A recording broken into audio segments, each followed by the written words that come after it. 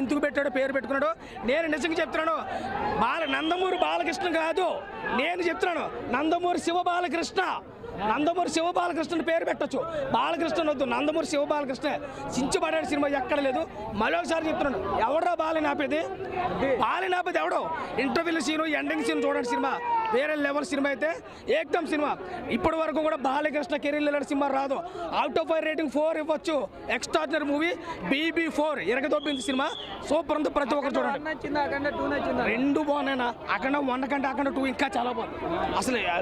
అసలు ఊహించలేదు. అసలు ట్విస్ట్లు, ఫైట్లు, ఎలివేషన్స్, బ్యాక్గ్రౌండ్ మ్యూజిక్. తమనుగా దండం పెట్టచ్చు. నిజంగా ఏం కొట్టాడు తమను, సూపర్ అబ్బా. బాలకృష్ణ ఇలాంటి సినిమా చేయడు కూడా.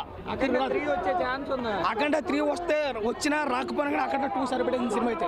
చాలా బాగుంది సినిమా అయితే, చూడండి. ప్రతి ఒక్కరికి నచ్చుతుంది cinema. Thank you so much. Short highlight అనమాట.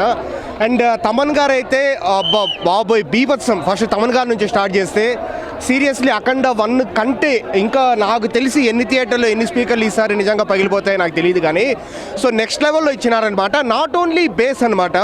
సో ఇలాంటి తమన్ గారి మనం మ్యూజిక్ మనం చూస్తాం యాక్షన్ మూవీస్కి ఏ విధంగా ఇస్తారు, కానీ ఇలాంటి action plus spiritually emotionally loaded movies ఉంటాయి కదా.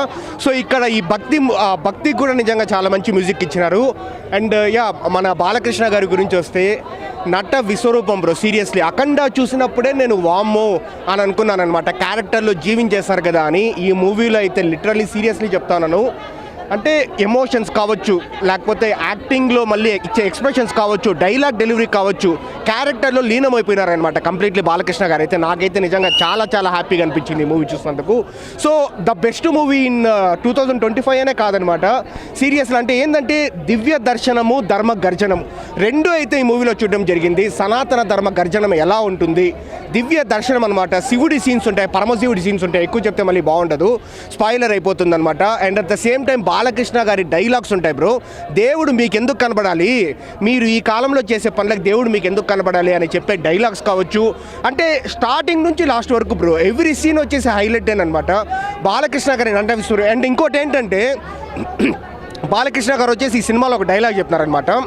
కడప, కర్నూలు, చిత్తూరు, అనంతపూర్ ఈ ఊర్లలో ప్రతి గడప నా గడపే, ప్రతి కుటుంబము నా కుటుంబమే. ఈ కుటుంబంలో ఎవరన్నా గెలకాలను చూస్తే ముక్కలు ముక్కలుగా నరికి డిక్కీలు వేసుకెళ్తా అన్నారు. సో ఒక చిన్న సజెషన్ ఏంటంటే నాట్ ఓన్లీ కడప, కర్నూలు, చిత్తూరు, అనంతపూర్ కాదు, ఆంధ్రప్రదేశ్, తెలంగాణ 2 రాష్ట్రాల్లో ఆయన కుటుంబం కాదని పక్కన పెట్టేస్తే సో కుటుంబంలో ఉన్న ప్రతి ఒక్కరూ బ్రో ఇప్పటి వరకు ఎవరైనా బాలకృష్ణ గారి అభిమాని కాదు అన్నా కూడా ఈ సినిమా చూస్తే డెఫినెట్లీ వాళ్ళు బాలకృష్ణ గారి అభిమానం అయిపోతారు.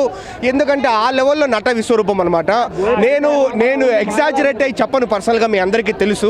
కానీ ఈ మూవీలో సీరియస్లీ ఒక సనాతన ధర్మం కావచ్చు, దివ్య దర్శనం కావచ్చు, దేవుడి మీద భక్తి, ధర్మం మీద భక్తి ఉంటే చెప్తున్నాను కదా, దివ్య దర్శనము, ధర్మ గర్జనము రెండు మనకు మూవీ చూసి నాకైతే చాలా హ్యాపీగా ఉంది. చాలా మంచి మూవీ, ఎక్సలెంట్ మూవీ.